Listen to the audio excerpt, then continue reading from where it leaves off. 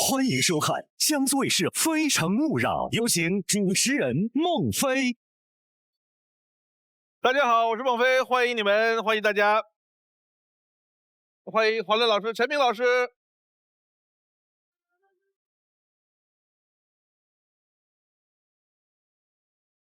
有请今晚24位美丽的单身女生。Told me not to waste my life. She said, spread your wings, my little butterfly. Don't let what they say keep you up and then they can walk on by. My feet can't touch the ground and I can't hear a sound, but you just keep on running up your mouth. Yeah. Walk on over there, 'cause I'm too flat to care. These wings are made to fly. 24位女生，欢迎你们，请亮灯。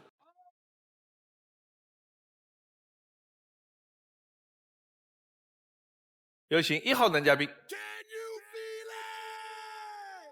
Can you feel it? Sean Rock says, can you feel it? Sean Rock says, can you feel it? Sean Rock says, can you feel it? Feel it, feel it. 孟非老师好，陈老师好，黄老师好，对面的24位女嘉宾们，你们好。我是来自河南省新乡市的王春雨，今年30岁。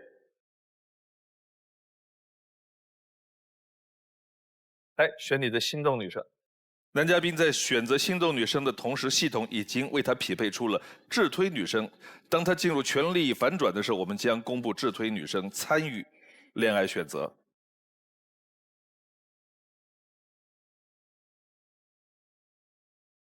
爱之请回答。你的第一个问题是，我希望我们每年要带彼此的家人至少出来旅行一次。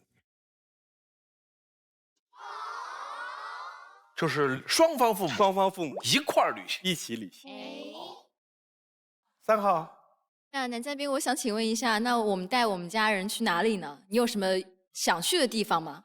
都可以，因为我平时比较忙嘛，每年的空闲时间只有过年这1个多月的时间，我会利用这个空档期带父母出来旅行。我们从有这个行动到现在，基本上去过国内外的20-30个城市。我记忆最深刻的是我带爸妈第一次出来旅行，我们去的是海南。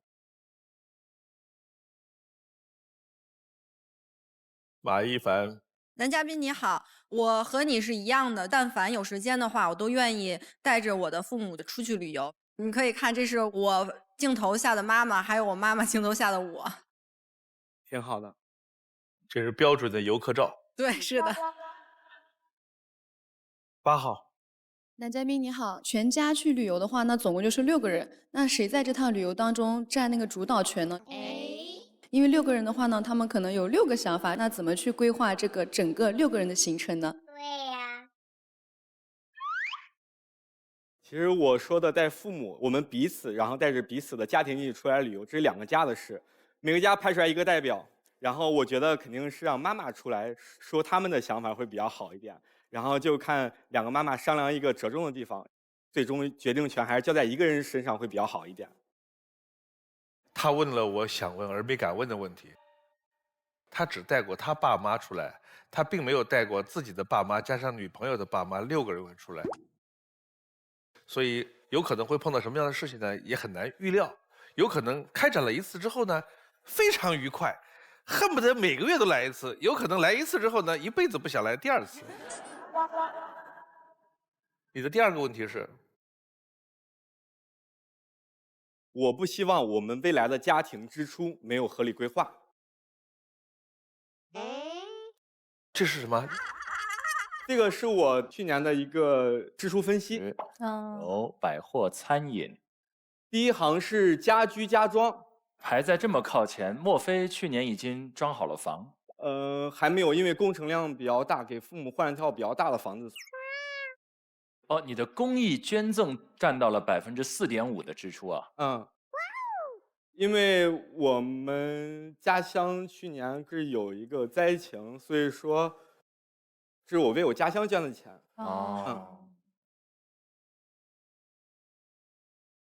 2号。大家好，我叫张欣，今年27岁，我来自内蒙古呼伦贝尔，现在在经营一家服装店。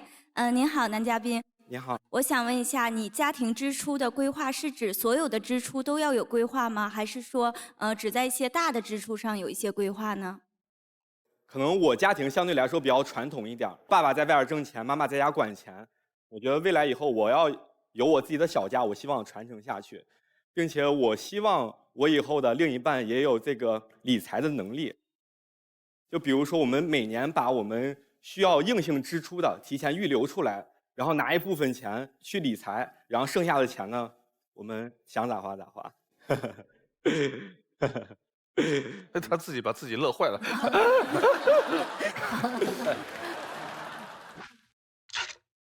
郑琦，男嘉宾你好，哎，你好。就是我一个人的时候，我也会去规划我的一个支出。如果是情侣关系的话呢，你会去规范对方的一个支出吗？没有，情侣之间怎么开心怎么来，情侣之间不分这个。但是你要涉及到家庭的话，我是希望未来我把我的家庭的财政大权交给他，然后让他管着支出这一方面，是这样的啊。好，来看片子。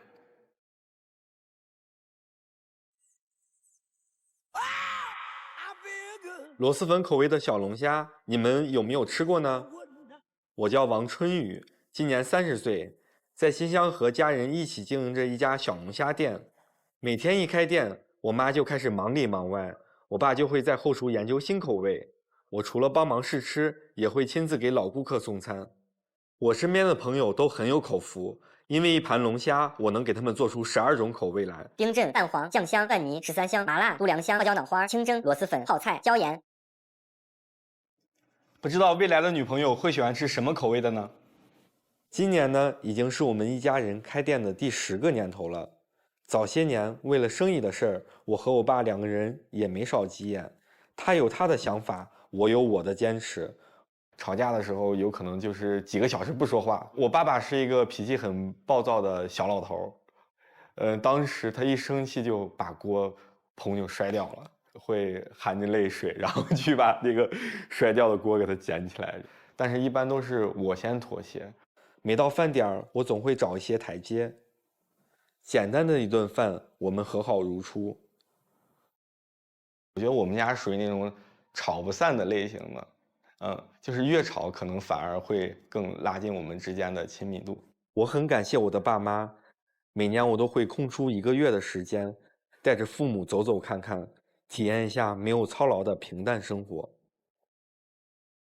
现在的我生活规律，每天早上40分钟单车骑行，偶尔爬山，还会叫上朋友一起去 K 歌。最近偶然遇上了高中时的声乐老师，重新开始学习唱歌，也算弥补了年少时的心愿。未来希望我们能拥有自己的小家，偶尔去父母那里吃吃饭，和父母相互照应。你愿意陪我过这样烟火气满满的生活吗？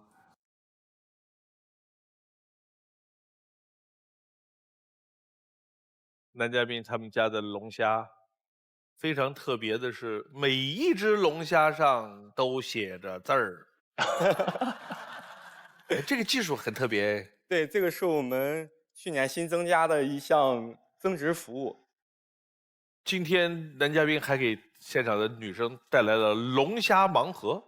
哦，来，龙虾来喽！我好奇这个创意是谁想出来的？我想出来的。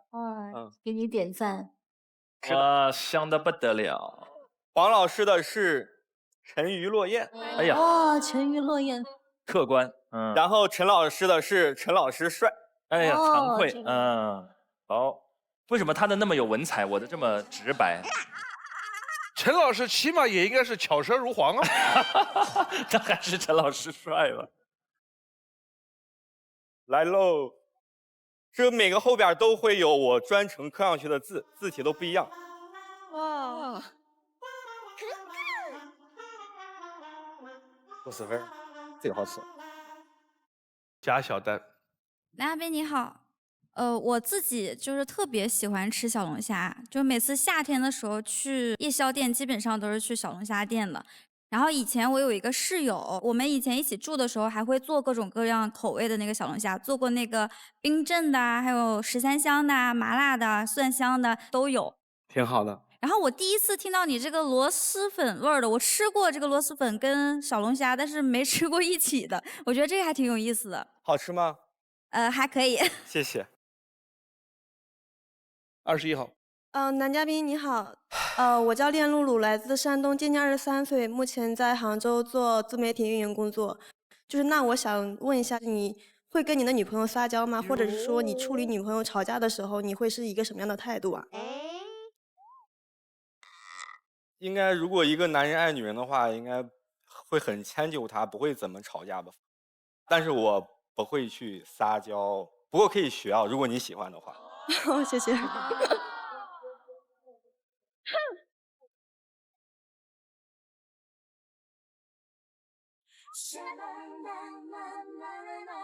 爆灯了！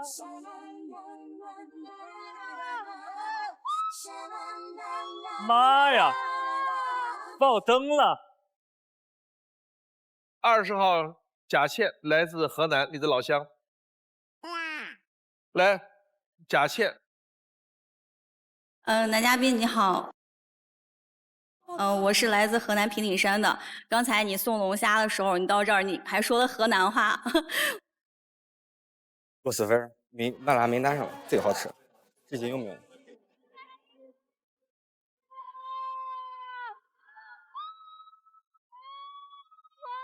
我听到了，其实刚才看你 VCR，我觉得你跟父母的相处方式，其实跟我父母差不多。然后我对你也是比较欣赏的，你的外形是我喜欢的类型。你的外形是我喜欢的类型。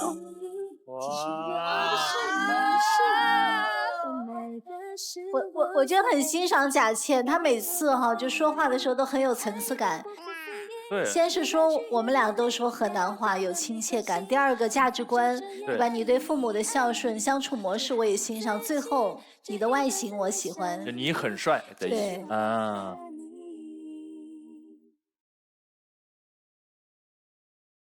你小时候唱歌不好，后来长大了专门去学唱歌了是吧？对，也机缘巧合。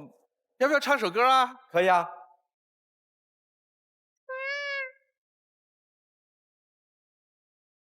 你微笑不代表你想拥抱，至少我能够触摸得到。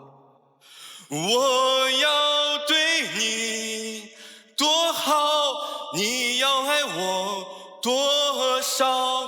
有什么重要？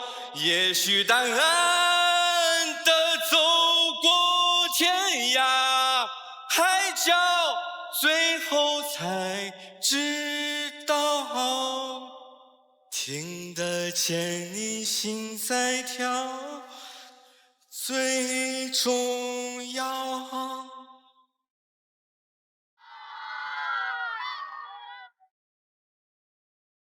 何琪。男嘉宾你好，我在那个 VCR 里面看到你说您父亲是比较倔强的，那你的性格是属于哪一种呢？在家人面前，我的性格可能就是调皮捣蛋，但是十分有担当。因为其实我们在生活中更多的相处模式是以老板跟员工的身份相处。我们家这个小的企业呢，核心成员就仨人。我是创始人，我爸爸是行政总厨，我妈妈是后勤总管，然后兼财务。一般我跟我爸的关系，因为我爸脾气真的很暴躁，就是那种特别不听话，就像小学班级里边最捣蛋的那个学生。就我越说爸爸，你这个味道应该怎么做，他就越不做。但是呢，我爸他就是有时候可能也是不善于表达。就是那个思想执念呢，从生活中互换到这个工作的角色当中，他互换不过来。有可能他内心接受你的意见，但他非要表现出来是这种不接受。所以说，这可能是我们家经常冲突的一个点儿。看起来你是你们家的处于领导地位。对，我是我们家平时在营业当中的领导，生活当中还是要听爸爸的，我爸爸的。好像还有个视频要给我们分享是吧？花开有时，不负期待。非诚勿扰，马上回来。非诚勿扰，现在继续。好像还有个视频要给我们分享是吧？小雨是比较老实、踏实也能干。这几年，在小雨的带动下吧，我们家比过去生活有所提高。这几年小雨忙于这个生意，也没有顾上谈朋友吧。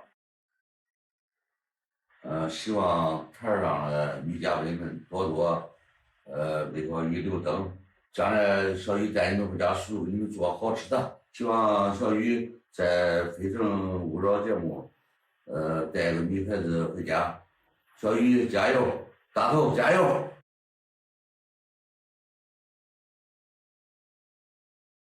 真不错。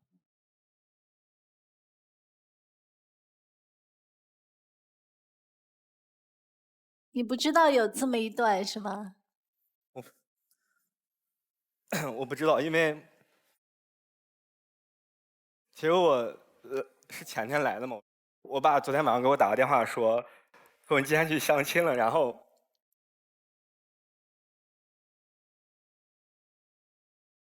他起个大早，为了让大家尝到更好品质的龙虾吧，起个大早做龙虾，然后送过来了。我挺感谢我父母的，因为这10年的创业过程当中，我父母是我坚实的后盾。虽然说我们经常吵架，但是我十分爱他们。我觉得这样就是一家人。每个家相处模式不一样，我觉得我们家相处模式非常好。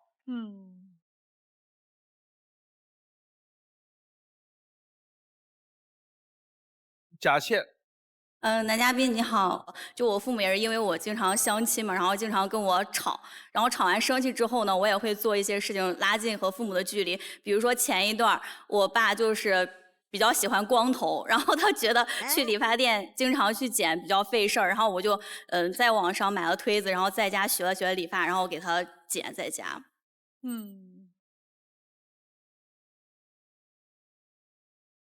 看下一条片子。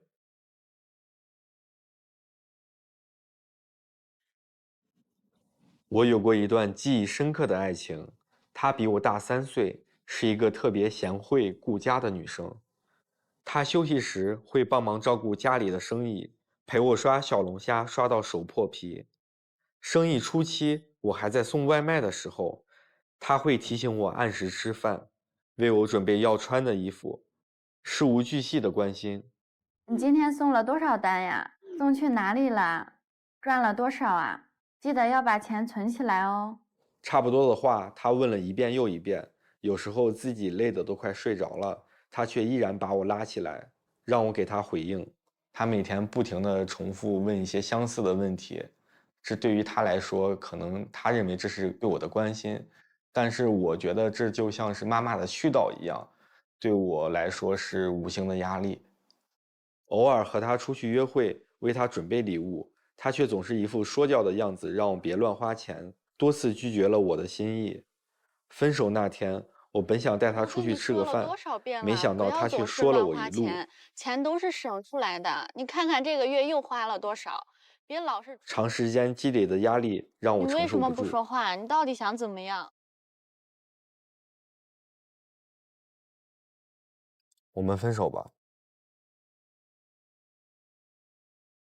我家里人知道后都说我不知道珍惜，让我赶紧把他哄回来，还隔三差五地责备我。原本2个人的感情慢慢变成了3姑6婆的讨论，中间掺和的人越多，我越不想复合。半年后，她成为了别人的新娘。这之后，我一直忙着事业，没有再谈恋爱，也有过女生的追求，但因为他和自己的朋友有过情感纠葛，我拒绝了他的请求。我觉得一段长久的感情要先打下夯实的经济基础。未来我会把家里的财政大权交给你管，你可以做自己喜欢的事，我们共同努力，一起经营好我们温馨的小家。4号。就是关于你之前的那个感情嘛，就是我觉得男嘉宾之前的那个前女友就很像一个就是很务实的人，但是他在表达上可能就是不是那么的入耳。然后我也想问男嘉宾，那你未来你想找一个是务实的，还是比较浪漫的，就是说话很好听的那种？我觉得都可以，最重要的是合适。我认为务实就是我们夯实的基础，但是浪漫是我们生活中的加分项，这两者结合呢，这才能凑成一段美好的爱情。就是你想要2个都有的？也不能说2个都有吧，只要是合适了，有哪一面都可以，是这样子。你跟那个女孩分手之后，你爸妈是不是特生气？还蛮生气的，家里边7大姑8大姨都生气，天天打电话骂我。我想问的是，你现在回忆起这段感情，是哪一种心态？第一，当时我年轻，所以才会有这个结果，那是因为我不懂事儿。另外一种是，她是个好女孩，但是我接受不了这种方式，这不是我要的另一半儿，到底是哪一种？其实我还是觉得我错了，我是第一种。我不懂事儿。15号。男嘉宾，我觉得是不是如果家里人没有掺和那么多，你可能也会重新考虑一下他是不是一个适合的结婚对象？因为我觉得感情是2个人的事，尤其是爱情。当我们没有涉及到婚姻的时候，我觉得双方的家长都没必要掺和进来。因为那个女孩对你付出了比较多嘛，那你们有没有进行一个什么沟通？还是你本来就是一个可能会在心里默默扣分，直到你不能忍受之后，直接就提出分手，是这样的人呢？当然有沟通了，因为我觉得不管什么感情，沟通是前提，就是沟通无效，然后才导致了我做出当时那么冲动的行为。好的，谢谢。2号。你好，我刚才看到，不管是你带着一家子人出去旅行，还是刚才父母给你录的视频，我都能感受到你的爸爸妈妈对你浓浓的这个爱意。我也看到你的前任也是非常无微不至的关心着你，照顾着你。所以我想请问一下，你在寻找另一半的时候，现在也会更倾向于这种成熟的、能够照顾你的吗？我更想的是我照顾他多一点。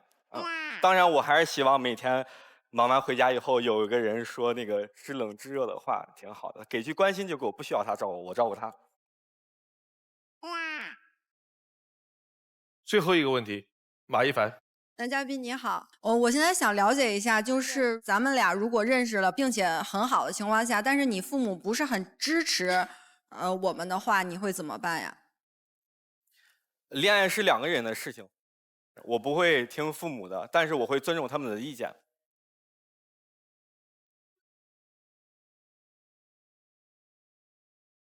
现在留灯的是7号、20号，有请7号、20号。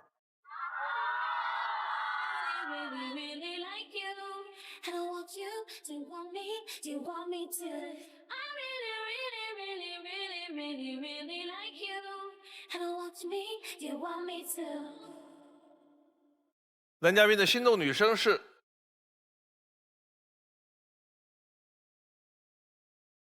6号。哇！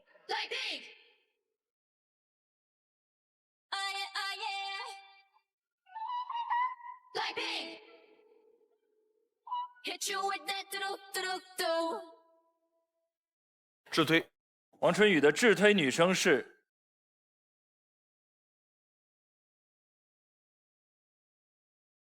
15号陈小旭。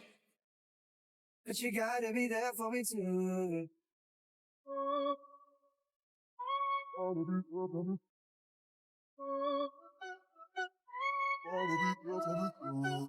But you gotta be there for me too. 男生刻苦努力、认真负责、有始有终，擅长规划、有闯劲儿，感情中深情浪漫、爱仪式感，也爱为另一半遮风挡雨。女生个性聪慧睿智、活泼健谈，在感情中看重感觉，追求灵魂伴侣，希望对方德才兼备。男生喜欢女生的踏实担当，女生喜欢男生的勇敢认真，是性格非常契合的一对恋人，供2位参考。来看女生的基本资料：贾倩，爱工作爱生活，我期待的恋爱，我是女球迷。爱工作爱生活。来看片子。我非常热爱教师这份职业，每天看着孩子们一张张天真的笑脸，看着他们一点点的在进步，我觉得非常的有意义。下班后的我会来到健身房，跑一跑步，上单车课，有时还会游泳。爱工作，爱生活，这就是我。这样的我，你喜欢吗？贾小丹，和谐一家，我的生活，憧憬的恋爱，我的生活。来看片子。Hello， 大家好，我是贾小丹，一个热爱生活、喜欢运动的女孩。我喜欢惊险刺激、挑战自我的事情。我喜欢面对自己的薄弱点，我认为直面自己的缺点，克服它，才能提高自己。所以我从不会炒菜，到现在爱上了烹饪。从害怕惊险刺激的运动，到勇于挑战自己的极限，每天都是不一样的自己。这样的我，你会喜欢吗？陈小旭，我擅长的，我的恋爱状态，我和我的小伙伴。我的恋爱状态。在恋爱中是个懂得理解对方、愿意付出的女生，平时会比较粘人，会在自己能力范围内对他最好。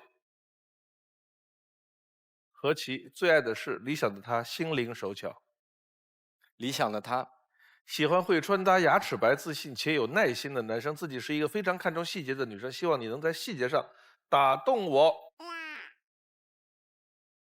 最后一个问题问4个女生。我们恋爱的第1年，你希望我们带着彼此的家人去哪个城市旅游？又回到节目的开头了。首尾呼应了。这个贾倩去哪儿？我比较想去大理。贾小丹，其实如果是我的话，我会比较倾向于跟我的另一半去他的家乡，然后再去我的家乡。陈小旭，我比较想去新疆，因为新疆是我一直特别想去的地方。7号，男嘉宾你好，我是想去呼伦贝尔的大草原，就是比较自由嘛，骑着马策马奔腾的感觉。好，来，最后时间给爆灯的贾倩。男嘉宾你好，就是我今天爆灯呢，是因为我怕我不爆灯，真的就会错过，没有机会上来了。然后首先就是我很喜欢吃小龙虾，我觉得让男朋友给自己包小龙虾在那儿吃是一件很浪漫的事情。还有你刚才的 VCR 里，你说了你想有充满烟火气的生活，我也很向往这样的生活。你第2段 VCR 你最后说你想有一个小家，其实这也是我一直所希望的。还有你刚才唱歌，你最后一句歌词是说心在跳动最重要。其实我不知道这点能不能说啊。在录节目之前，在后台其实就看到过男嘉宾，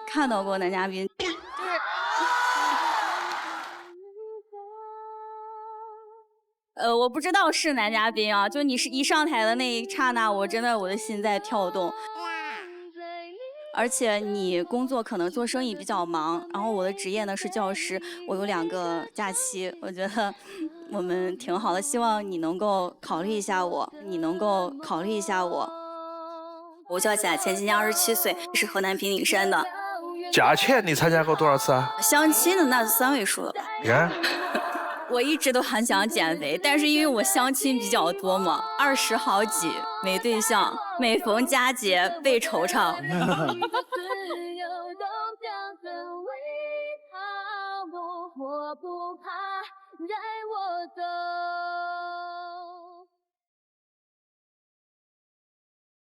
抱歉，坚持心动女生。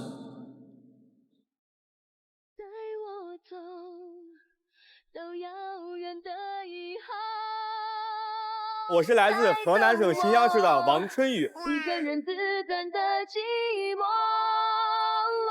带我走，守着我的爱你。我对你比较欣赏的，你的外形是我喜欢的类型，希望你能够考虑一下我。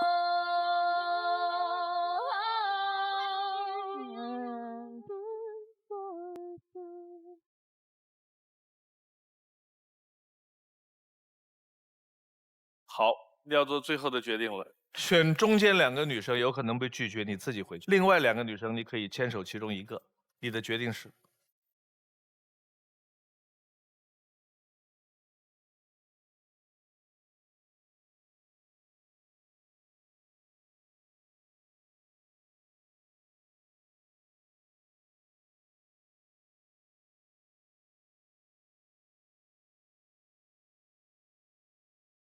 我想在我选择之前，我想对贾倩说句话。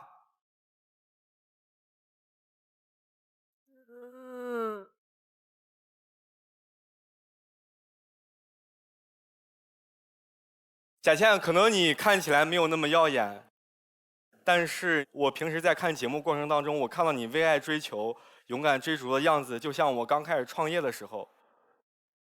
只要我们坚持自己觉得对的事情，不管坚持多久，一定会遇到对的人。跟我回家吧，中不中？跟我回家吧，中不中？跟我回家吧，中不中？中。你就是我的 super number one， 2个人一起制造甜蜜浪漫。Oh baby baby I'm your city baby， 你是我心中的月。Super number one， 我是来自河南省新乡市的王春雨。你的外形是我喜欢的类型。你在录节目之前，在后台其实就看到过男嘉宾。贾倩，不管坚持多久，一定会遇到对的人。跟我回家吧，中不中？中。你就是我的 super number one， 2个人一起每天那么精彩。Oh baby baby I'm your city baby， 你是我恭喜恭喜 Super number one，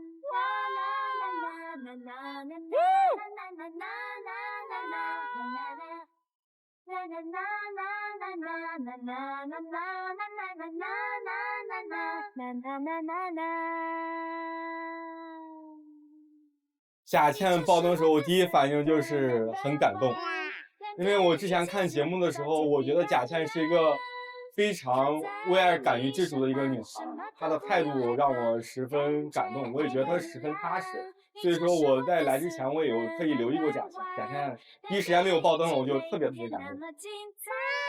我觉得男嘉宾很优秀，我怕的是很多女嘉宾都留灯，然后我怕被灭，我就赶紧爆灯了。还有就是男嘉宾对父母非常的孝顺，这也是我非常欣赏的一点。我自己也非常喜欢吃小龙虾，然后如果能跟男嘉宾走到一起的话，我就能实现小龙虾自由了。没问题。你就是我的 super number one， 2个人一起制造甜蜜浪漫。 2个河南老乡走了，太感人了，我都喜极而泣了。就我开始他说要对贾倩说一段话，我以为要拒绝他，我就亲一下就揪起来了，我就完了。后来跟我回家中不中？中不中？中！我的天，我好感动啊！我看到刚才贾倩牵手的时候，有几个女嘉宾也哭了，好像是郑琦啊、赵晴，你们是不是也在一块好长时间了？对，就挺感动的。我觉得他终于找到了那份爱情，终于等来了。刚才我们同事跟他说，那个贾倩在底下，哎呦，就一直粘一块儿。啊什么啊什么啊！这牵手粘一块不正常吗？祝他们幸福。有请下一位男嘉宾。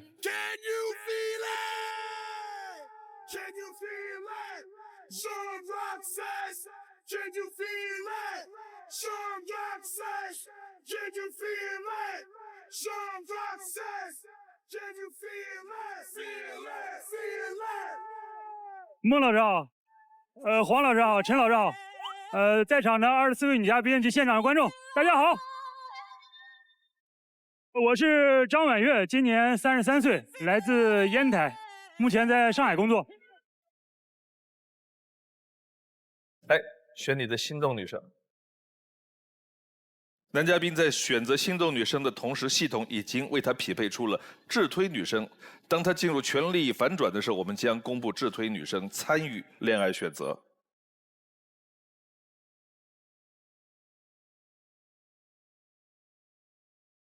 爱之请回答。您的第一个问题是？我希望另一半可以帮我打领带。会打领带的女生举手看一看。来，1号，你给前男友打过领带是吧？我没有给前男友打过领带，可能下一个就可以了，可能下一个就可以了。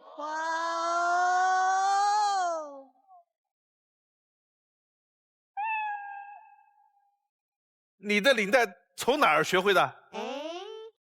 我是上小学的时候按照系红领巾的那样的方法。哎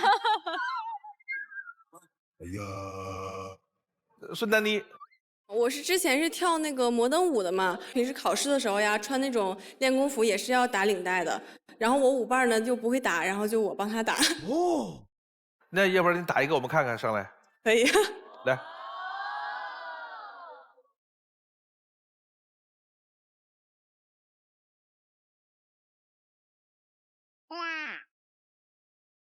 哇，哇，哇！我会打2种，一种比较简单，可能10秒就打好了；还有一种就比较复杂的。我要复杂那种吧。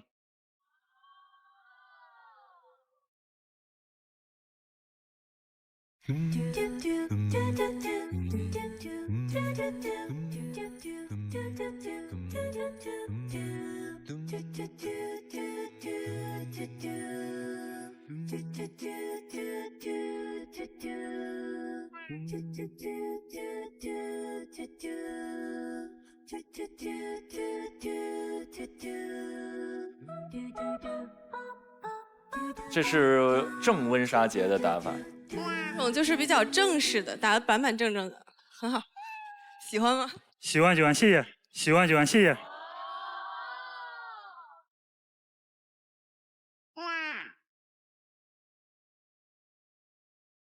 可以，可以，好，谢谢。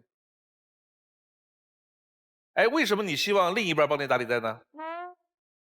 花开有时，不负期待。非诚勿扰，马上回来。非诚勿扰，现在继续。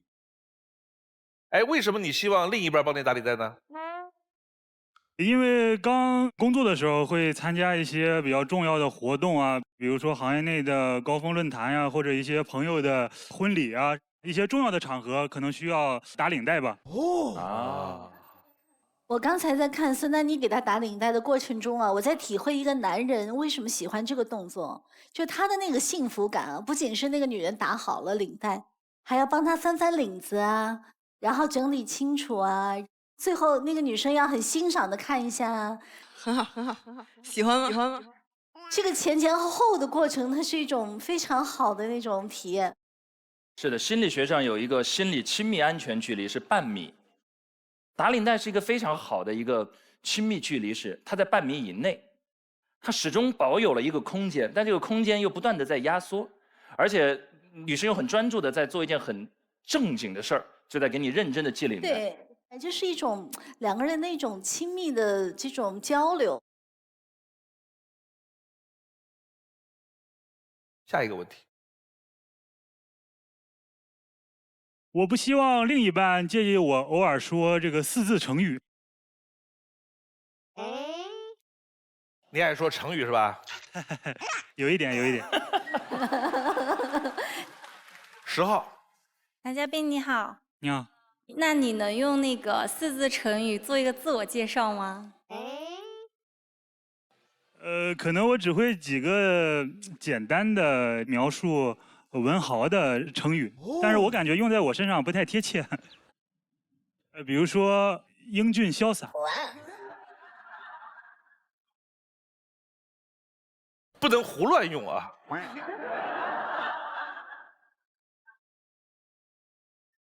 不能为了证明你会成语，你就玉树临风，我也会，但是这不合适，对不对？风流倜傥那肯定也不太合适。合不合适你看吧。李恒，男嘉宾你好。哎，你好。我是来自一个3000年没有改名字的城市。哎，这个话题特别适合李恒。你去他们那儿，他们那儿满街都是成语。我们很多城市的地方都是用成语来命名的，比如说像邯郸学步，大家经常可以看到的完璧归赵、胡服骑射，还有黄粱一梦，至少有3到4千个成语出自邯郸。所以你来我们这边特别合适。对，那有空的时候应该多去邯郸走一走。邯郸的街头走一走。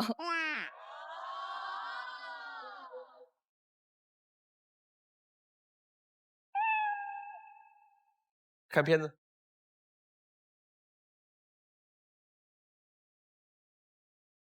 我叫张婉月，平时就喜欢喊上3、5好友聚聚，每次和他们吃饭，总会聊出很多有趣的话题。比如说，人与人之间，这最大的差距是？我觉得是掌握的信息差不同。记得高中那会儿，大家都在埋头苦读，我趁着休息时间查高考招生简章，就因为比别人多知道那么个信息，后来凭借体育特长生的身份考上了心仪的大学。进入大学，通过看新闻了解到海外市场的发展前景，于是疯狂补习英语。毕业应聘了一家对外商务会议公司做双语销售，再后来捕捉到政策的扶持，成为了现在的职业足球经理人，也有了自己的体育服务公司，代理国际退役球星在中国的商业活动。说到信息差啊，咱们几个兄弟里面，属你是最拼的。哎，没有。那你们觉得人和人之间最难协调的是什么？我觉得是口味啊！你看这么一大桌菜，都是我为你们点的。我算是朋友里最会点菜的，除了菜量、品类，我还会关注到菜品颜色的搭配，什么场合适合什么菜系，我都有所研究。老板菜催一下。那我也问你们一个问题：人与人之间最大的共鸣是什么？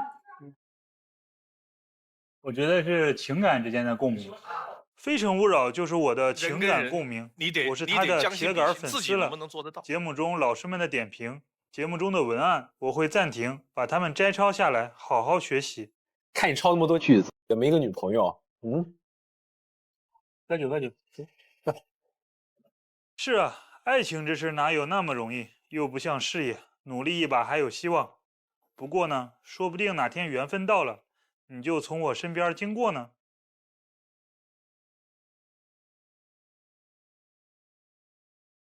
他们跟我说你从第1年就开始看。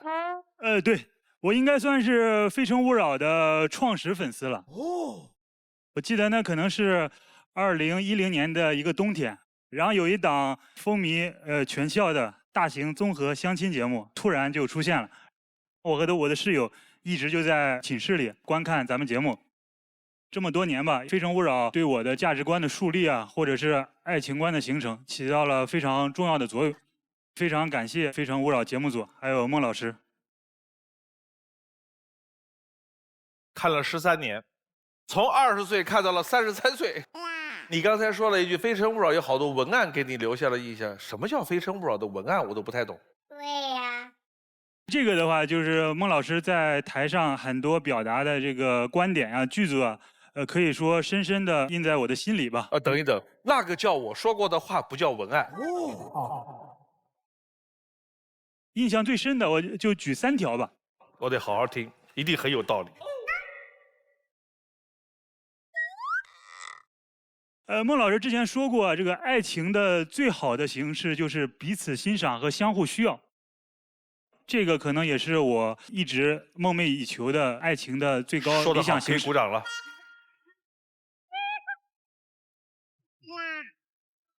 再来一句。再有一条的话，孟老师之前也阐述过，男人40岁之后可以依靠的只有自己的阅历和人脉。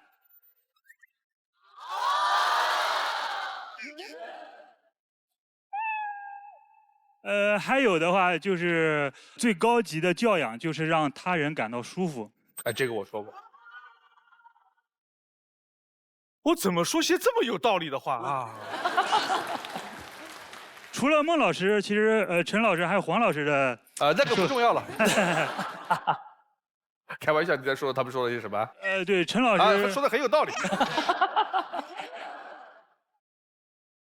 陈老师之前说过，就是爱的珍贵在于独特，但没有前3句好，我感觉。还有很多，还有很多。像黄老师的话，因为非常知性，然后有女性特有的一种魅力。黄老师之前说过，谈恋爱你只需要考虑你有多爱对方，跟他在一起的愿望有多强烈，如此而已。比上一句说的好。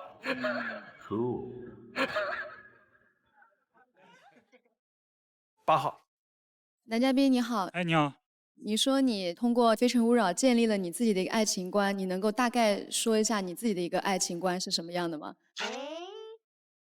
我的爱情观的话，其实就是最好的形式，就是说双方的话都有一种高度的认可吧，有共同的兴趣爱好啊，比如说工作经历啊，或者是背景啊这边，在这平时里的话，会有很多的这种兴趣爱好相投啊。比如说他可以在我工作之余吧，然后做一桌美食吧。我们周末的话，可以约上3、5好友一起出去玩一玩呀，这都是非常好的。对，谢谢。郑琦，男嘉宾你好。你好。其实点菜一直是我去外面吃饭的一个难题，所以我想请教一下你，像无论就是什么菜系的餐厅，我去到那个餐厅，我什么菜都想尝。然后，如果只有我们2个人吃饭的时候，或者是去小吃街的话，你会选择怎么点菜呢？如果2个人的话，其实还是要首先秉持一个原则吧，适量不浪费。如果是咱们俩去一家中餐馆点菜的话，可能3个菜左右就比较合适了。如果去小吃街的话，咱们可以去所有的小吃摊排着点一点，然后每个的话只要半份，可以多尝试几个不同的口味，这样对。哎，你别说，点菜啊，它真的还是一个学问。比如说2个人约会去选地方吃饭的话，男生如果主导这件事情，最好不要去尝试谁都没去过的餐厅。就这个地方谁都没去过，那你根本不知道他菜怎么样。起码要你自己去吃过，而且觉得自己和别人的评价口碑都还不错，不会掉坑入坑，对菜品有把握的，去这样的饭店。相对来说安全度比较高。对的，对的，同意。然后点菜呢，点几个你吃过、确信不错的菜，然后呢，我们再尝试一个没尝过的新菜比较好。尽可能的照顾在座的每一位食客的口味吧，还要考虑到兜里的钱。你的那个工作，其实我很感兴趣，到现在还没聊到呢。工作的话，就是我举个简单的例子吧，然后像在座的女嘉宾，可能都有一些喜欢的海外明星吧。我就类似于这些明星的中方经济负责人吧。如果的话有品牌方想邀请他们来国内做活动的话，都由我这边来负责。13号。男嘉宾你好，你好，就是我看到你做这个足球相关的职业嘛，我也是一个足球迷，就是假如说我们之后可以有那个发展成，就是我好激动啊，就是你可以带我去吗？没问题，没问题。我的一个理想的话，就是可以带领另一半去自己心爱的俱乐部。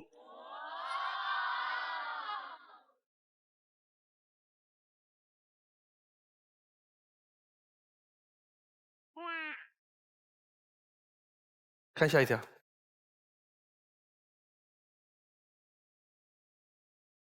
缘分确实很奇妙，那是一场老相会。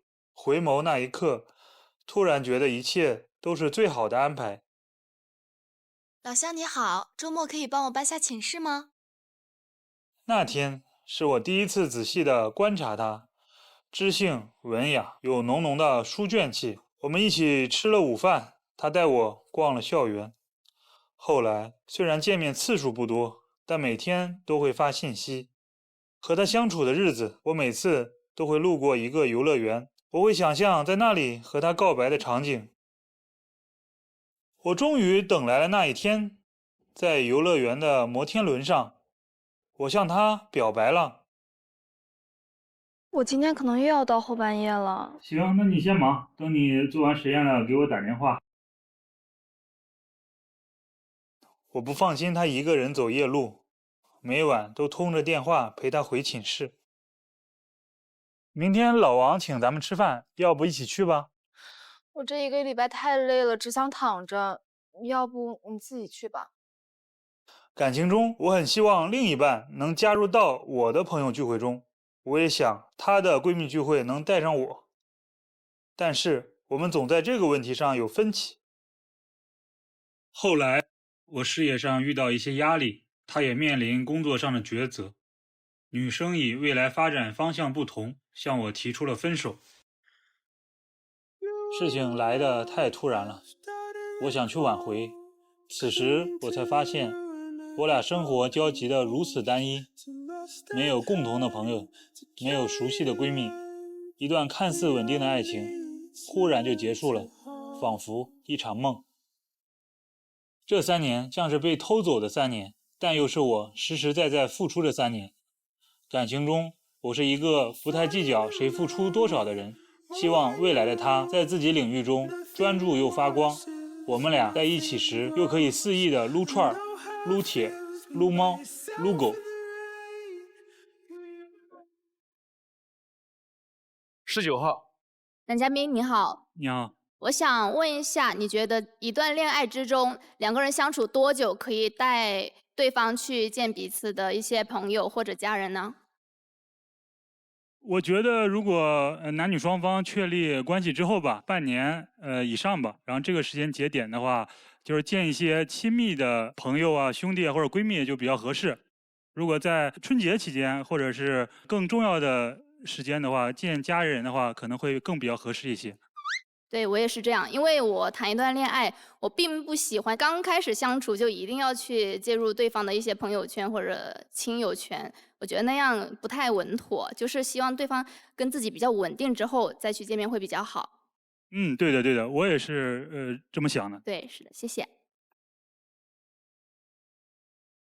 马一凡。男嘉宾你好，你好，就是我从你的 VCR 里面看到你很希望你的女朋友去参与你朋友的这些聚会嘛，但是我想问的是，如果这个女生比较腼腆，你会怎么处理呢？如果女生的话，性格上比较内向啊，或者有这种社恐的，首先我会完全顾及她。我首先不会强迫她去参加我朋友的聚会，我也会从另一个方面比较委婉的，然后告诉我朋友，我的另一半，然后今天有事情啊，或者身体不适啊，确实参加不了吧，我再抽出特定的时间来陪伴我的另一半。好的，谢谢。其实社恐不社恐，女生在谈恋爱的时候，只要你足够喜欢那个男孩儿，即便你不是那种特别善于交际、特别能够在社交场合如鱼得水的那种人，我也经常看到这种女孩在自己男朋友身边不说话嘛，乖乖的在男孩旁边坐着，满脸冒着泡泡的粉色泡泡，看着自己的男朋友，两个人互相啵啵瞎子，不说话，就含情脉脉的看着男朋友，就 OK 了吗？另外一种能喝能聊的，那就聊吧，大家都是兄弟，喝呀聊啊都可以。但是他只要喜欢这个男生，一定会对他的朋友，他在朋友中间的样子是好奇的，是仰望的，是喜欢的，否则大概率对你就没兴趣。15号，男嘉宾您好。你好。就是我希望你能够带我去见你的兄弟们，因为我觉得2个人之间的相处是比较片面的。我希望通过看到你跟服务员或者跟兄弟的相处，看到你更多跟其他人交往的一面。但是我又是不希望能带你去见我的闺蜜。我感觉女生在恋爱中都会有一些小的烦恼，想跟自己的闺蜜吐槽。就是我就不太想带上你，你可以理解吗？这一点也可以理解，是吧？我可以不参加你和你闺蜜的聚会啊，但如果你愿意来参加我的好朋友或者兄弟们之间的周末聚会啊，我是非常开心和高兴的。就是保证互相的朋友都能见过面就可以了。哎，对对，有一定的独立的空间都是 OK 的。好的，谢谢。女生在一块儿聚会的时候，吐槽男朋友是一个固定话题。点着一箱啤酒吐槽男朋友，一吐一宿，他能骂一晚上。男人聚会从来没有说一帮老爷们儿没事喝着啤酒骂女朋友骂一晚上，没有。对对对。张欣，男嘉宾你好，你有你的朋友聚会，希望我去参加，那我也有我的闺蜜，然后希望你能一起来跟我参加我闺蜜的聚会。我想问一下，如果时间冲突了，你的朋友也安排了一场聚会，我的朋友也安排了一场聚会，像这种情况下，你会怎么处理呢？如果是这样的话，其实我会跟这个另一半首先坦率的，然后沟通一下。可能的话，我2场约的话，我都会赴，6点到7点场，然后很快的到我朋友那边去溜一圈，是吧？跟他们打个招呼，稍微解释一下，然后尽可能的话，7点半这边和晚上剩余时间，然后就到另一半的活动现场。跟我的处理方法差不多。最后一个问题，王子金。就是我之前经历过一段恋爱是异国恋，他遇见这种问题的时候呢，就是带着我跟他的朋友一起出去玩儿，一玩呢可能就玩到大半夜后半夜就回去，可能我们2个根本没有时间交流，然后本来就是短短在国内待的几天都是这样度过的，我不知道他在干什么，所以说你的时间是多的吗？平时？相对来说，然后我的这个事业的话，目前的话，处于一个稳定的上升期吧，自己的把控力和控制力是比较强的，可以跟另一半妥善的协调一下关于时间分配的这个问题。对。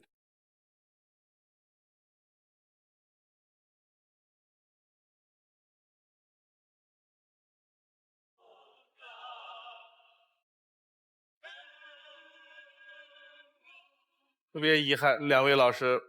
我都没有反应过来，怎么一下子灯都灭完了呢？那个赵晴不是要去跟他追星的吗？对呀。就是通过对你就是在台上的了解，包括你开始就是希望不要介意你去用4字成语啊，这样就是我感觉你可能是偏理性，就是没有那么浪漫的一个人。我期待的另一半是比较浪漫、比较感性、比较冲动这种。我想问男嘉宾，你爱切尔西吗？我爱。爱足球吗？爱。你要像爱切尔西一样爱你女朋友？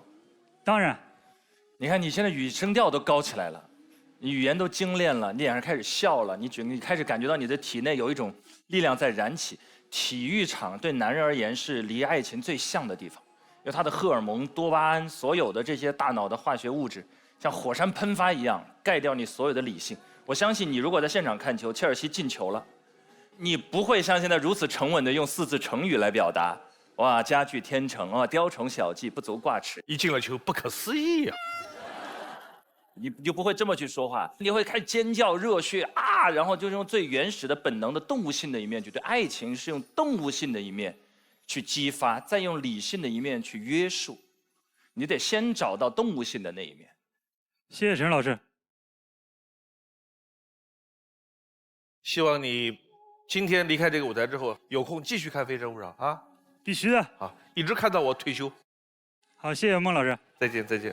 可惜不是你陪我到最后，曾一起走却走失那路口，感谢那是你牵过我的手，还能感受。作为《非诚勿扰》的一个铁粉吧，然后这次来收获还是非常大的，也收到了3位老师非常中肯的意见。失败的原因的话，可能的话自己的活泼呀、度啊，可能不是女生所希望的。就是像最后13号女生说的，可能那种浪漫呀、那种炙热的情感，在台上这么短的时间内没有完全的散发出来。有请下一位男嘉宾。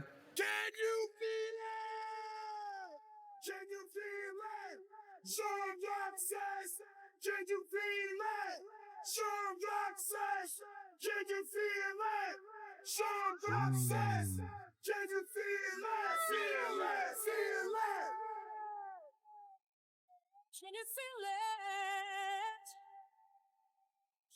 孟老师好，两位老师好，现场的女嘉宾你们好，我叫潘宏宇，今年23岁，来自四川成都。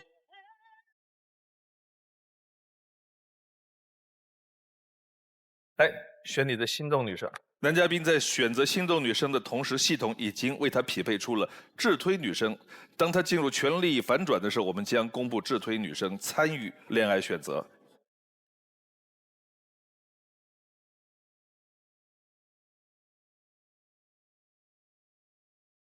爱之请回答。你的第一个问题是？我希望另一半和我一起看完电影彩蛋。花开有时，不负期待。非诚勿扰，现在继续。爱之请回答。你的第一个问题是？我希望另一半和我一起看完电影彩蛋。我有点不太懂，进电影院之前是不是就知道这个电影有彩蛋或者没有彩蛋？很多 APP 上面会有一个标注，但是要自己专门去查。哦。李恒，你好，男嘉宾。这边。你好。我想问一下，就是你喜欢看电影彩蛋的原因是什么？对呀。因为我觉得电影彩蛋也是电影的一部分，然后我觉得把电影彩蛋看完也是算一件比较有仪式感的事情。好，谢谢。你的第二个问题是？我不希望女生衣柜里装满了白色衣服，因为我在小时候的时候经常生病，然后就经常去医院，去了之后呢，医生就会经常打针输液嘛，然后小的时候特别怕疼，然后每次一打我就会哭，然后就养成了一种身体反应，就是看见医生、护士他们穿的都是那种全白色的衣服嘛，然后我就会害怕啊，然后一直到现在还有那么一点点。21号。你好，男嘉宾，就是我平时日常生活中是一个比较喜欢穿黑色或者白色衣服的人。那如果说你未来女朋友她还是很喜欢穿白色的话，你会怎么办呢？对呀。我觉得只要不是像那种护士或者医生全白的那种，我觉得都还可以接受。而且你看我自己今天也穿了一个白色的。等会儿，今天有一个全白的，含笑。在这呢。我这头箍，耳饰。你往侧面站一步，出来我们看看。哇哦，这就是全白的。这身怎么样？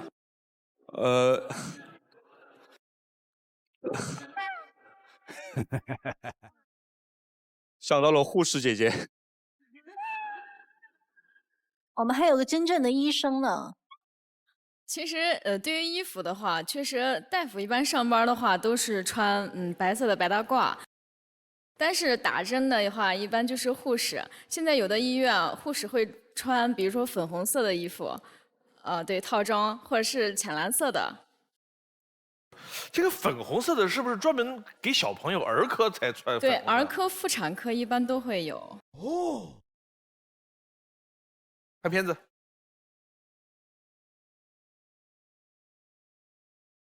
目光坚毅，精神专注，漂亮的进攻由我创造，完美的弧线惊艳全场。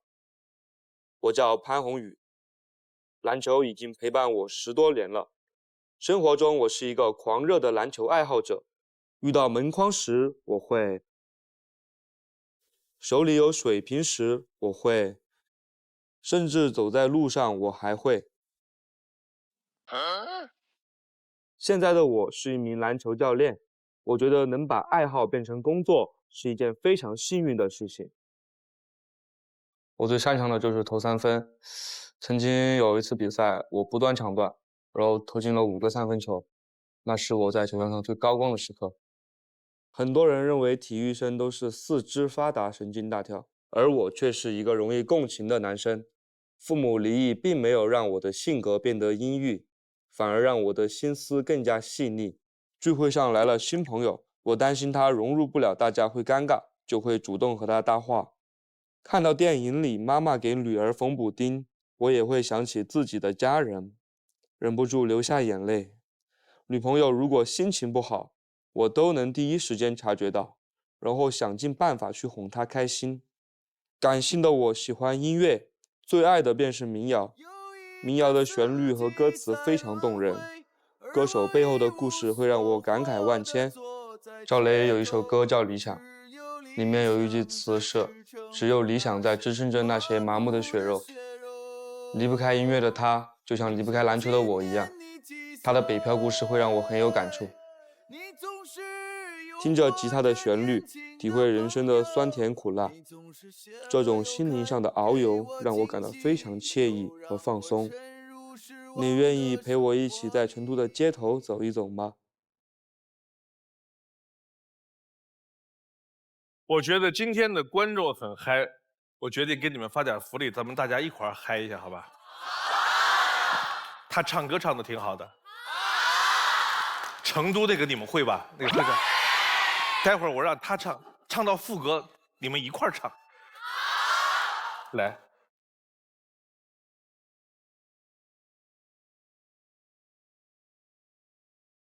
让我掉下眼泪的不止昨夜的酒，让我依依不舍的不止你的温柔。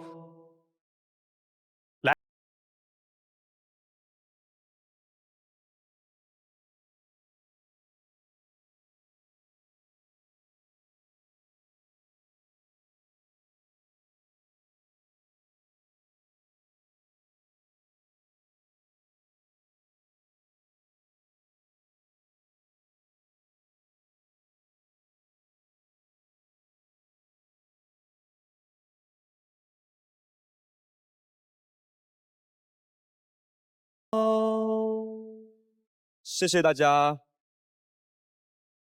你还会唱什么？我会的民谣比较多，但是在场的女嘉宾应该也有会唱民谣的吧？韩笑，你会什么？我会那个奇妙能力歌。哦。我唱歌不是很好听啊，但是男嘉宾不喜欢穿白衣服的，我就想搁他面前晃悠。好，那唱一下吧。好，我唱歌不是很好听啊，大家做好心理准备。你可以给我起个头吗？好好好。我看过沙漠下暴雨，看过大海亲吻鲨鱼。好，唱得很好，大家鼓鼓掌，唱得很好。贾晓丹民谣会什么？我有一首特别喜欢的民谣，叫做《往后余生》。哎，可以啊，来。往后余生，风雪是你，平淡是你，清贫也是你。好听好听。你对篮球的热爱，你觉得你可以描述一下到什么程度那种？就是在前段时间买了一个新的篮球，因为买的比较好嘛，刚到的时候我把它拆开之后，然后我就抱着它睡觉，睡了3天。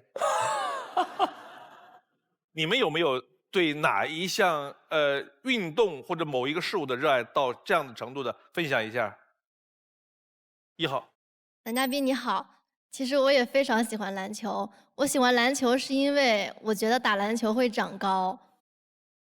因为我本身我自己的身高就是162，其实是161.5，我每次都说是162。然后我经常性的去篮球场去跟人家一起打比赛呀之类的。但是我发现我打了1年多，一点没有长高。你从什么时候开始打的？23。那来不及了。9号。男嘉宾你好，孟老师好。我从小是学的古典舞，然后当时我们是有一个芭蕾舞剧，然后是要选人嘛，然后当时选上了，我家里人给我买了一双，当时年纪很小，我的第1双芭蕾舞鞋，我真的跟男嘉宾一样，就是抱着它睡了3天，都揣在怀里丝绸的那种。20号。男嘉宾你好，据我了解，就是打篮球的人，他大多数的时间都在打球，都在练球，对吧？因为我有一个朋友呢，她的男朋友也是很爱打篮球，一天的时间除了休息吃饭，一直都在打篮球，然后让他女朋友一直在旁边等着。我想问一下，就是如果以后你有女朋友，你会怎么安排陪女朋友的时间和打篮球的时间呢？我觉得我会去合理的安排吧，比如说，女朋友今天跟我说今天要去逛街，提前约定好了，我就会推掉本来我应该有的去打球啊这种安排，因为我觉得生活大于篮球嘛。就是你练球的时候，你喜欢让你的女朋友在旁边一直陪着你吗？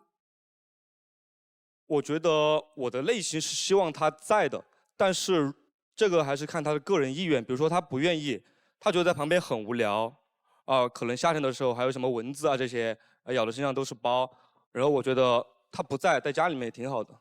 嗯，好的，谢谢。看下一条。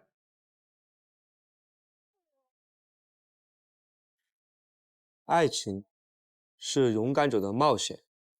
我相信初见时心动的感觉，遇到了就要鼓起勇气。我会主动追求我真心喜欢的女生，不给自己留下遗憾。源源不断的惊喜是爱情最好的保鲜剂。每次约会我都会提前准备好小礼物，在感人的电影情节送上一朵玫瑰花。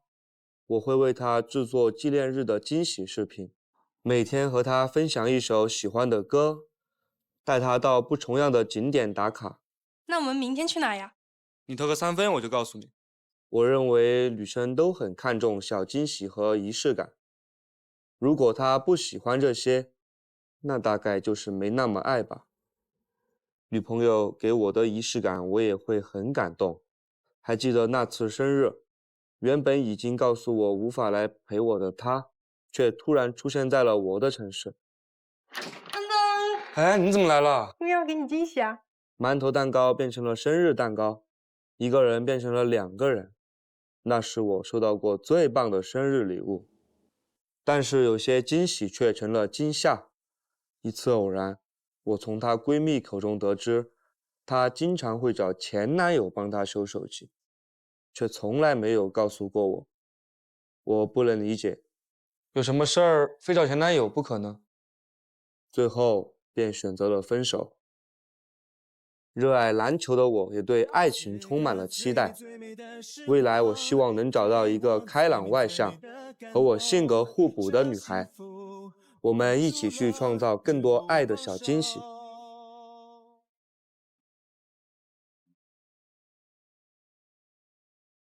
我也觉得那个挺惊悚的，因为你既然掌握了修手机这个技能，有这种技能的人是完全有可能读取手机里边的其他的信息的。我觉得最大的就是他欺骗了我这件事情，是我不能忍受的。他怎么欺骗你了呢？就是他没有跟我说，他应该跟你说我的手机坏了，找前男友去修。他就说他去修手机，然后也没有跟我说找她前男友。然后我偶然的机会嘛，然后知道从她闺蜜口中得知，她的闺蜜为什么跟你说这个事儿呢？我认为她的闺蜜跟你说这个事儿别有用心哦，你们觉得是不是啊？这都是我的人。我好奇问一下，就是如果她找前男友不是修手机，是修鞋也不行是吗？我觉得修什么不是重要的，就是要告诉你。对，因为我不知情，我觉得知情是很重要的。你可能告诉我，我可能有一点小情绪，但是你说我必须要找他，因为这个手机或这个鞋我是在他那里买的，或者怎么样，我觉得没问题。那你担不担心她跟前男友会有一些旧情复燃吗？肯定会担心啊。然后就是在那件事情之后，我发现他们就是还是会偶尔会进行一些微信上的聊天。她前男友这工作就是做这个吗？还是说去找她帮忙再去找别人？她的工作就是修手机的。她前男友的工作。前男友的工作就是修手机的。她的工作就是修手机的。就是她因为知道这个男朋友容易吃醋，所以她就没有告诉他。没错，因为你刚才的后面的一系列反应也是她预判的结果。24号，男嘉宾知道了这件事之后，有试图去积极的沟通过吗？就了解其中的缘由，还是只是出于一种猜忌、吃醋，然后两人只是闹情绪，然后分手？因为出了这件事情之后嘛，然后呢，他很主动的把手机给我看他们之间的聊天记录。我看见的聊天记录呢，就感觉好像还是朋友之上、恋人之下的那种聊天的那种感觉。然后给我的感觉就是完全不能理解。我积极的跟他沟通，我说你可不可以就是跟你的前男友不要再联系了？然后他说为什么？然后把我问住了。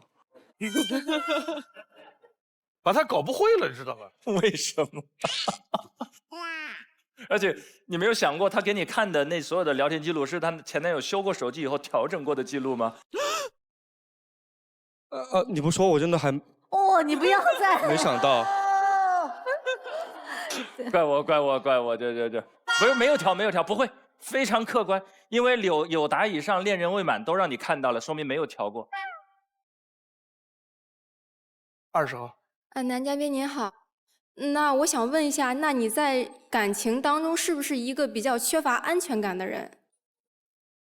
我觉得我应该算是吧，可能因为家庭的关系啊，然后呢，可能自己还是有那么一点缺爱的。我可能希望我的女朋友能够给我更多的爱。好，谢谢。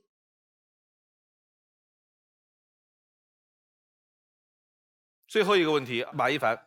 男嘉宾你好，就是我从你最开始到你的 VCR， 我觉得你是一个特别阳光开朗的一个大男孩。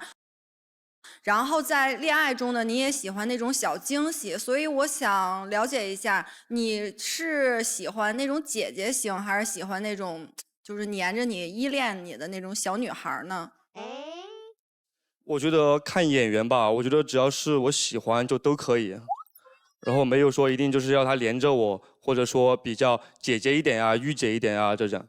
那比你大多少可以呢？我觉得年龄不是问题。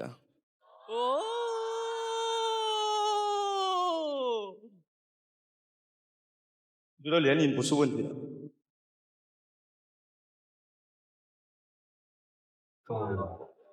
现在留灯的是7号、8号、18号、23号，上去灭的2盏灯回来。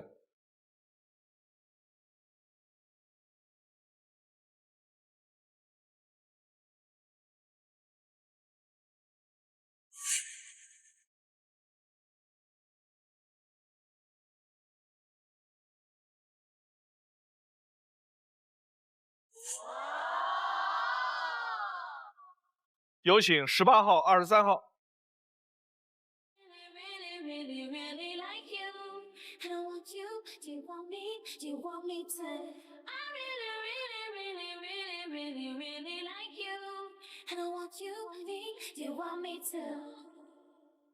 看一下男嘉宾的心动女生是哪一个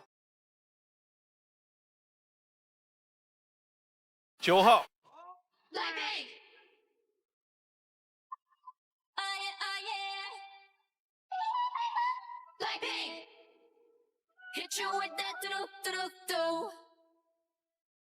智推，潘虹宇的智推女生是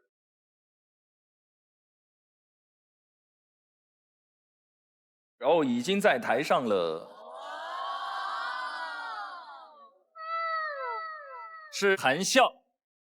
我愿意化作拥有这般当雨的因为我们是那天早地舍的一对，人生不完美，陪你去体会，用时间好出幸福。男生自律自强，十分有主见，渴望出类拔萃，被人重视，感性而执着。感情里喜欢新鲜感和仪式感，希望得到信任与支持。女生踏实靠谱，开朗外向，乐于助人，善交流，人缘好，感情里面有一点小粘人。一旦确定关系，便会全情的认真和投入的付出。两个人都非常有品味，男生的才华和细腻，女生的担当和靠谱，都深深吸引着对方，供两位参考。女嘉宾的资料我们来看一下，马一凡，能打的女孩，喜欢这样的你，我的爱好。我的爱好。在澳洲念书的是吧？对，是的。参加过澳洲华裔小姐的竞选啊。林启文，我的小世界，生活加点甜，带我看世界。带我看世界。从上学到工作圈子都很单一，一直接触的都是舞蹈和小朋友，希望能有一个很有生活乐趣，带他感受丰富多彩人生的人出现。含笑，双面性格，恋爱中的我，我的爱好。我的爱好。精神独立，喜欢独自旅行，享受在旅行中遇到的形形色色的人。最后一个问题问3个女生。假如我们异地的时候，然后吵架了，你会怎么办？我可能会点一些我喜欢的吃的送给你吧。对，是这样。好，谢谢。我比较恋爱脑，就是首先视频联系，打视频联系不到的话，我会去找你。对。好，谢谢。我的话，谈恋爱的话，我可能会失去点理性，我可能希望对方来哄我。好，谢谢。要做最后的决定了，选心动女生有可能被拒绝，你自己回去。另外2个女生你可以牵手其中一个，你的决定是。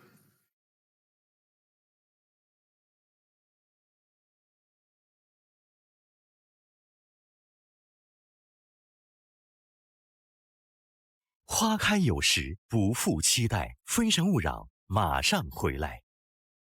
非诚勿扰，现在继续。要做最后的决定了，选心动女生有可能被拒绝，你自己回去。另外2个女生你可以牵手其中一个，你的决定是。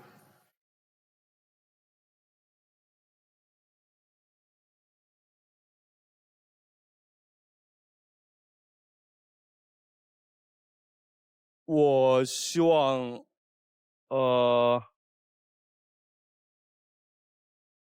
我希望你可以帮我克服白色恐惧，克服白色恐惧。哇！你有什么风格？它仅仅代表着我想给你快乐，为你解冻冰河，供你做一只扑火的飞蛾，没有什么事情是不值得。看见医生、护士他们穿的都是那种全白色的衣服嘛，然后我就会害怕。我这头箍，耳饰。想到了护士姐姐。男嘉宾不喜欢穿白衣服的，我就想搁他面前晃悠。我希望你可以帮我克服白色恐惧。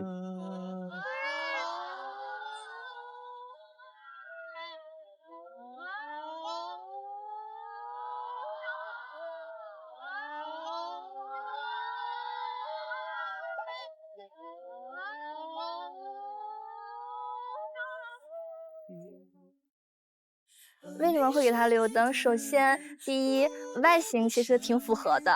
然后第二，我觉得他也是一个比较有担当的人，然后唱歌也比较好听，挺吸引我。其实我从一开始就有注意到他。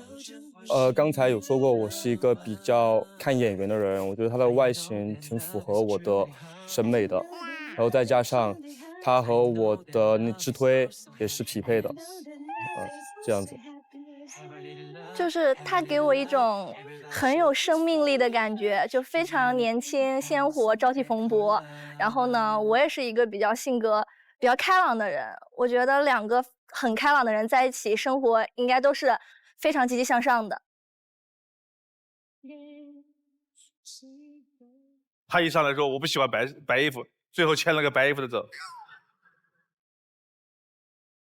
谢谢收看今天的《非诚勿扰》，下期同一时间再见。往前一步是幸福，退后一步是孤独，在原地不动是为了看得更明白，爱情不能不清不楚。